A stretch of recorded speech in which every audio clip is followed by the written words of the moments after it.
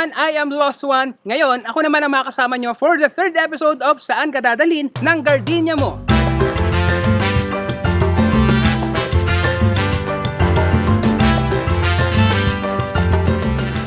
Hi guys! Welcome to the third episode of Saan Ka Dadalhin ng Gardenia mo. So last episode, dinala tayo ni Kali Araneta sa Bacolod with our very special Gardenia ube and cheese piyaya.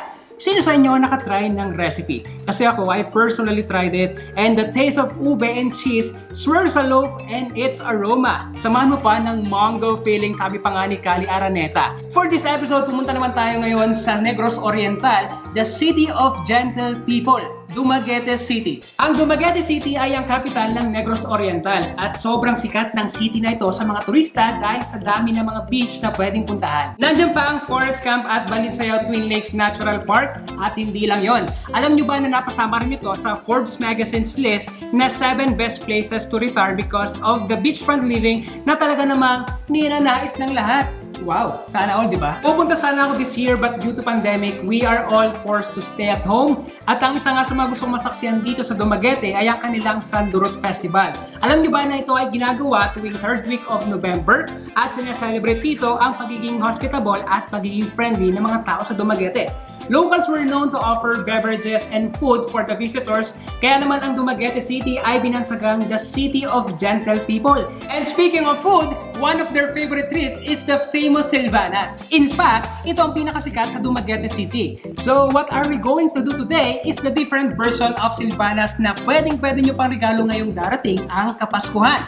Ang Gardenia's Chocolate Chip Silvanas. Ito ang mga kailangan natin para sa Gardenia Chocolate Chip Silvanas. 2 slices ng Gardenia Chocolate Chip Loaf, 1/4 bar ng butter, 1 tablespoon kasoy, 1 tablespoon powdered sugar, 1 teaspoon vanilla, at salt. Gamit ang cookie cutter, cut a round shapes in every slices of bread, at iset aside lamang ang trimmings. Itong Gardenia Chocolate Chip Loaf ay sobrang sarap talaga kainin kahit walang palaman. It has a generous and delicious chocolate chip in every slice that's perfect for your sweet tooth. Kung chocolate lover ka, try this Gardenia Chocolate Chip Loaf. Sunod na ilagay ang round shape bread at trimmings sa mainit na pan at hintayin hanggang sa maging crispy na ito. Gardenia Chocolate Chip Loaf has a bursting flavor. Lasang-lasa mo ang chocolate chip for every slice. Hindi siya tinipid. Also, kasama ang trimmings sa pag-toast. At maghihintay lang tayo ng ilang minuto hanggang sa maging crunchy na siya.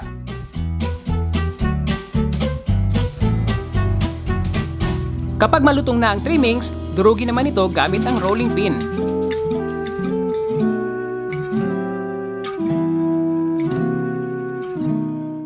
Aside from this chocolate chip loaf, meron din silang iba't ibang mga flavors. Tulad na lang itong California Raisin. Meron din silang Double Delight, Ube, and Cheese.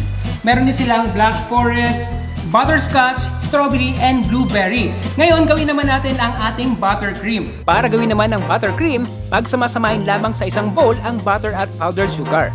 At haluin ito gamit ang whisk. Sunod ay ilagay ang vanilla at i-adjust ang lasa nito by adding salt. Ngayon, maaari nang ilagay ang chopped cashew at haluin hanggang sa mag-combine ang mga ingredients.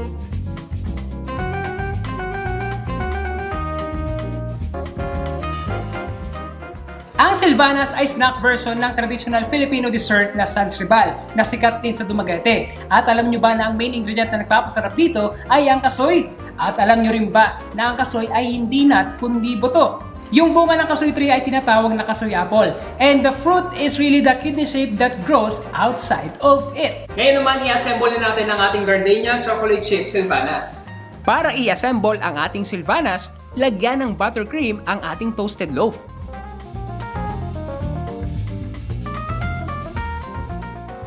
Pagkatapos ay ipatong ang pangalawang round shape loaf. Lagyan ng buttercream ang lahat ng sides hanggang sa makover ang buo.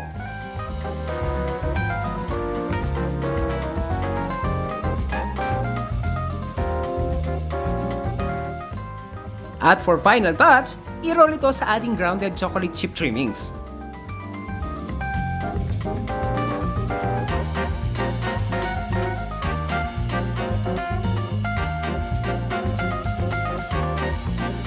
At dahil it is best to serve chilled, ilagay muna natin ito sa ating chiller.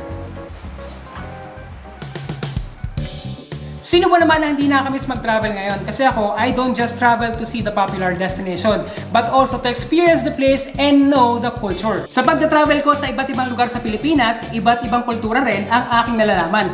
Pero iisa lang talaga ang masasabi ko sa mga Pinoy. Ang Pinoy ay talagang very hospitable at friendly. Siyempre sa ating mga travel, hindi rin mawala ang food trip sa ating listahan. Alam nyo, hindi man ako nakapunta ng Dumagute gaya ng plinano ko, but good thing we have these episodes from Gardenia. I get to taste Dumagute's very famous Silvanas, and it's made even better with Gardenia's chocolate chip loaf. Tara, let's check and try our Gardenia chocolate chip Silvanas.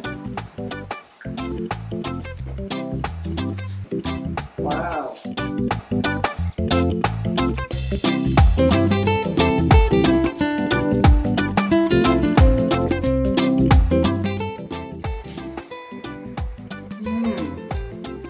Grabe, gusto ko yung taste niya and yung crunchiness, lalo na ng pagkakatoast ng bread. And yung crunchiness also nung kasoy. And hindi nag-overpower yung buttercream kasi nalasahan mo pa rin yung pinaka-bread and yung chocolate chip. So tingin ko maubos ko itong lahat. Gawin nyo rin sa bahay itong recipe na to and don't forget to use the hashtag #GBonFlavors, hashtag Gardenia Chocolate Chip Silvanas, and don't forget to tag them Gardenia Flavored Loaves for a chance to win exciting prizes. Once again, I'm Juan. See you next episode of Saan Ka Dadalhin ng Gardenia Mo!